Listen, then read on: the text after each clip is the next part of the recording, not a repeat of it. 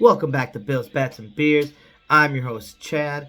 This is gonna be a video where I'm talking about that Saturday triple header for the NFL coming up on the 17th. I'm actually gonna be at the Bills Dolphins game, so I'm pumped for that. But yeah. Anyways, I got some parlays for you guys, some same game parlays, 3 of them, massive odds.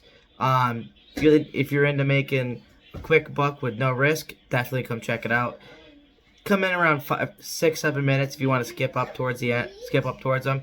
I just got to run through some key injuries first.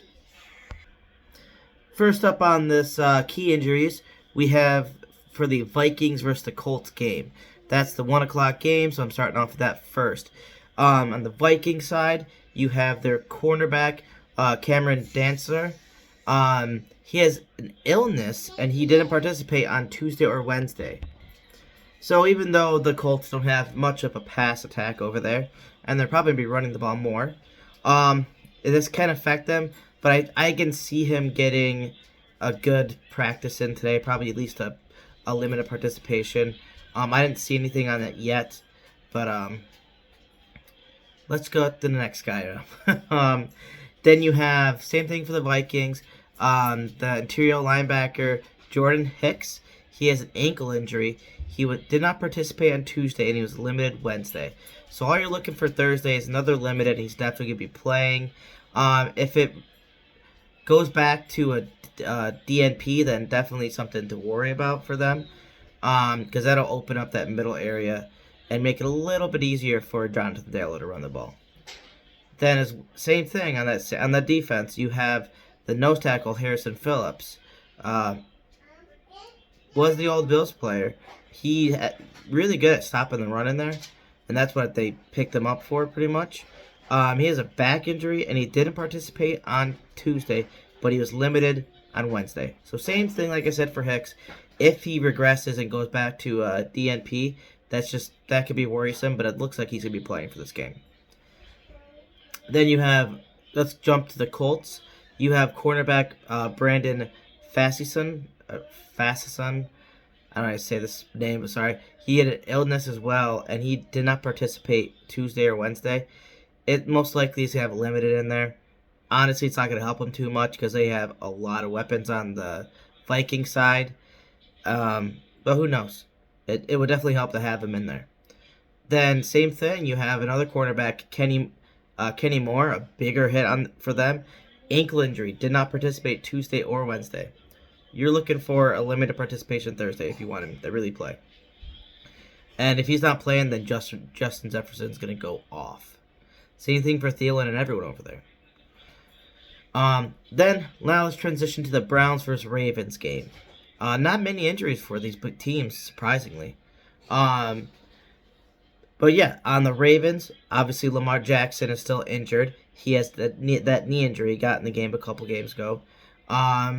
So Hunter's going to be playing. Tyler Huntley is going to be playing in his place, but he's also on this list, so it's very interesting. But anyways, Lamar Jackson didn't participate on Tuesday or Wednesday. Looking for a limited on Thursday to see if he could definitely get it in there. Then you have QB Tyler Huntley.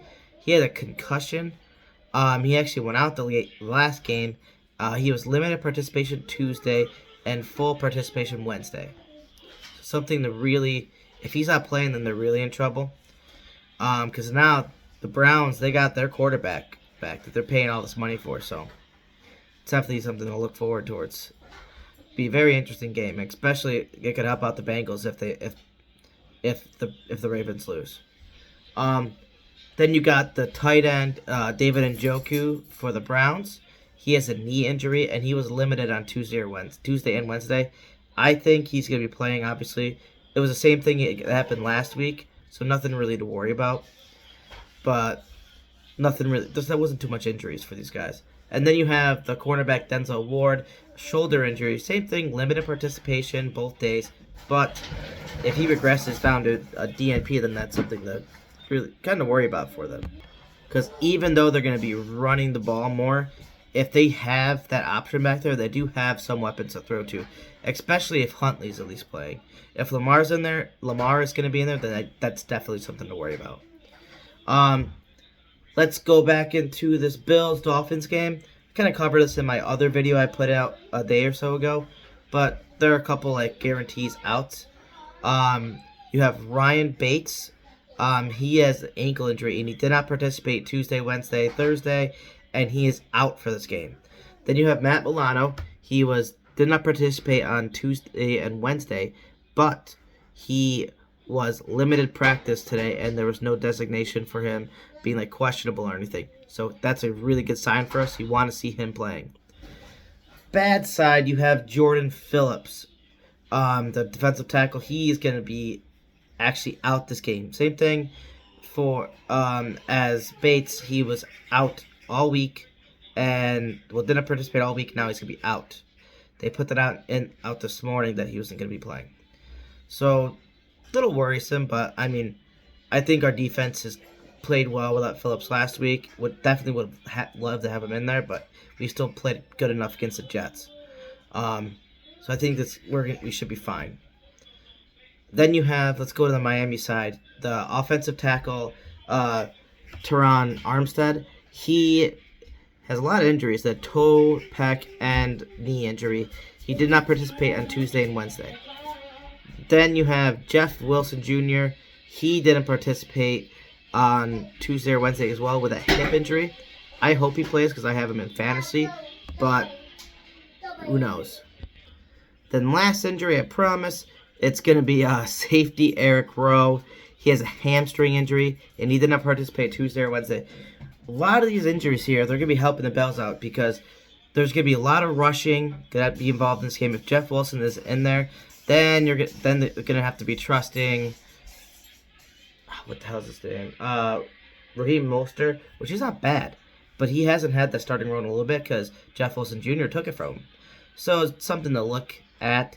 And then same thing for that offensive tackle. I mean, if he's not in there, they're going to be in trouble. Tua's going to be in trouble.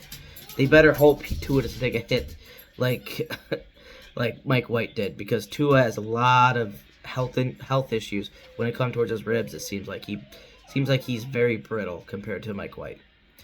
But yeah, let's get into these bets. A lot of these have really good odds, and they're not too drastic. For the Colts versus Vikings, I have a 6-leg parlay. It's going to be Paris Campbell, anytime touchdown, and TJ Hawkinson, anytime touchdown as well. I just see both these guys getting touchdowns. Paris Campbell, he's been doing well as of late for them. And I think this Minnesota defense is going to give up a touchdown to him, because I think they're going to be focusing more on Pittman, and at least in the red zone especially. And Jonathan Taylor. So when they're trying to stop that run, Campbell's going to be doing like probably a quick out route or something, or quick out and in by the goal line and get a touchdown for him. Then T.J. Hawkinson, I think he's just, I don't know, he's due a touchdown as of late. He's been getting a lot of yards, decent amount of yards and catches. I think he's just going to be due a touchdown, and especially with everyone they're going to have to focus on besides him, like Justin Jefferson's going to be going off. I mean, you can't, if you focus on Justin Jefferson and Thielen, you can't be focusing as well on the tight end, and the tight end's going to be open in that middle, I think. But then I got Justin Jefferson over 119.5 receiving yards. A little high, but he hit 200 last week. I'm not worried about him hitting over 120 against this Colts defense. Then you got Michael Pittman Jr. over 69.5 receiving yards. Like I said, I think Pittman Jr. is going to get his targets, get his receptions. I almost took receptions on this just to make it a little bit interesting, but I took the yards just because I think he's going to get it, especially if they get up by enough and they're going to have to start throwing the ball a little bit more. Then I have Jonathan Taylor over 104.5 rushing yards. I think he's going to get his own on the ground, This defense will probably allow that. I mean, realistically, that's the one thing you have to stop. But like I said, if they get up by enough, they might get a little soft, and who knows what's going to happen. I just think Jonathan Taylor's going to have a big game. He's been due for a really big game, and I think it's going to happen. Then you have Kirk Cousins, the final piece of the puzzle. Over 279.5 passing yards.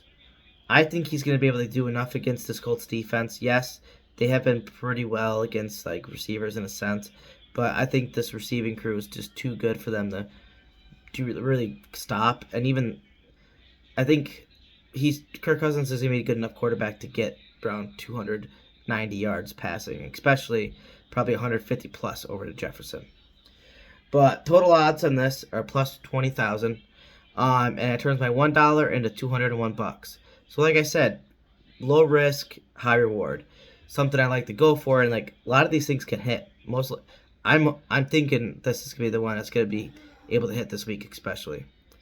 Then you got the Ravens Brown game. I get the little 5-leg same game parlay. Odds are super massive on this one. So definitely wait a couple minutes if you're about to leave, because you're gonna want to hear this out. It's Deshaun Watson anytime touchdown. I think he's gonna run one in. I think he's due to run one in if he didn't run one in the last week, and it just makes sense. I think they're gonna be focusing on Chubb and doing all this stuff so much that he's gonna be able to sell it and run one, probably want a 5-6 yard touchdown in.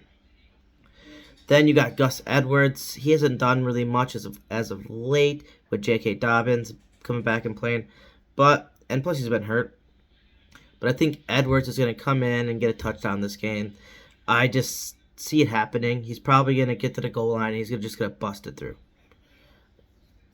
in my opinion. Then I had J.K. Dobbins, 75 plus rush yards. This is the alternate one. I chose a little bit higher because I think he's going to be able to get those yards. Like I said, he could get a touchdown too, but I think most of these touchdowns this week, at least for the Ravens, are going to be rushing, especially if Lamar's not going to be in there. Then I got Nick Chubb, 100 plus rushing yards. This is an alternate spread as well. I think Nick Chubb's going to be able to get his yards against this defense, and that's going to be their primary thing they're going to be trying to do. I mean, it's still like the the second game since I can't even think of his name. Oh yeah, sorry, since Watson's been in. So second or third game, he's just still not learning the offense, but he's getting still back in the football like mentality, I think. So I think he's just gonna take it a little slow, and this is gonna be a game where they're gonna be running it more because that's what they do best. And it's getting towards cold weather, so you gotta run it more. Then you have Donovan People-Jones. I have him getting 6+ receptions. He has been doing very well, and the last couple weeks with Watson, they've been throwing to him. And Amari Cooper, he's dealing with a hip injury, so I don't think he's going to be like 100%. Yes, I think Amari Cooper's going to get his touches, but I think Peoples-Jones is going to be taking advantage of people still focusing on Amari Cooper, even though he's not 100%, and getting those receptions. Overall odds on this are 150,000. So that turns $1 into 1,501. This is something I almost wanted to put $2 or $3 down just in case I did win it, because that'd be a massive, like, the risk of losing $2 more and possibly winning 3,000 more. But I held off. I just put $1 down just to keep it simple, light, and easy. But I do think this is very possible to happen. Then I got my Bills vs. Dolphins 6-leg same game parlay in. I'm doing James Cook anytime touchdown. I think it's going to be a rushing game. I think we're going to go hard on the ground. Like I said, check out my video posted a couple days ago. I think we are just going to fillet them. And especially that defense in this cold. On the ground, we'll just be cutting them up. Then I have Raheem Mostert anytime touchdown. I think they're gonna. That's the only place they're gonna be able to really get stuff going. I think Tua is gonna be under so much pressure that they're gonna have to get that run going to have us respect that enough. So we're not over pursuing in a sense, but like trying to get to Tua instead of focusing on the run. I I just see them getting a touchdown, and it's gonna be him. They're not gonna be able to stuck him to like no touchdowns or no just field goals. So just being realistic on that. Then you have Gabe Davis, 60 plus receiving yards. This is an alternate. I think it was around 40 or 50 when it was like negatives. So I put 60 plus. I've been hitting this so much the past couple weeks, and I've been just failing on it. But this is the game Gabe Davis gets it. It's going to be a couple catches where he catches it and gets a lot of yards off it, like just after the catch. And then maybe one for like 20 or so yards, depending on how bad the weather is actually going to be. But I just see him getting open. Because if they are going to focus more, they're probably going to do the same game plan. They're going to put the best corner or whatever, or they're gonna blanket Diggs and put the best corner that they have available onto God, I can't even think right now, on the Davis. So that's gonna be what they're gonna try to do. And I think Davis is gonna take advantage of it in this weather because he's big, tall, and strong, and he's gonna be able to have that reach advantage. Then I got Dawson Knox, 40 plus receiving yards, alternate. Again, I think he's just gonna be able to get those yards. I think that middle's gonna be open. I think he's been giving a lot to like I don't know, strive for because he got that big contract this year, and I think they're gonna start using him a little bit more in this cold weather stuff to get a quick catches here and there. We're doing nice little slants or nice little ins and outs with the tight end that's gonna make it work. Because with this type of weather, you're not gonna want to shoot it down the field 60 yards. You're gonna want to do nice little 5, 10, 15 to 20 yard throws. And if you can, just toss one down if the one's way open. Then, of course, I got my run game, right? I got my Devin Singletary, 70 plus rushing yards, alternate. This is massive odds here. I'm just hoping he gets it. This is something where I think he's gonna be able to get the rushing yards, and it just comes down to him actually doing it. But I think we're gonna be doing huge things on the ground. I think we're going to get around at least 150, 200 rushing yards on this game. I would love over 200. Then you have Tua Tagovailoa. He's going to go under 236.5 passing yards. With a game like this, cold, wintry, like snow, he's not going to be throwing the ball that far. The only way he gets this is if they do a couple screens and Tyreek breaks some crap off. Same thing with Waddle, but I just don't see it happening at the moment. And that was the fifth and final one. Like I said, I just don't think Tua's going to get it. If he does, it's off those screens. He's not going to be passing the ball 30, 40 yards down the field, or even 20 to 30 yards on the field, I don't think. That being said, total odds are 59,117, and it turns out $1 I put down on it into almost $600, $592. And that's not too crazy. I mean, a couple of these are a little out there. I think the Singletary's one looks far out there, but I think it's not too far fetched. I think the Gabe Davis is going to be the hardest one to really get. But anyways, let's get into my next section. It's going to be my upcoming videos. I'm going to be dropping a Sunday Night Football and Sunday game preview plus same game parlays. Just the best bets to really put out there for these games. And it's going to be like I might do game prediction and just kind of put together a 10 parlay and walk through it as well. Then I got the Bills versus Dolphins post game reaction, Monday Night Football preview and same game parlays, and the Bills versus Bears preview and prediction. That's it for my upcoming videos. Obviously, I'm gonna have more after that. Just want to leave it to 4 or 5 so you know what's coming up. Then my sponsors, can't forget them.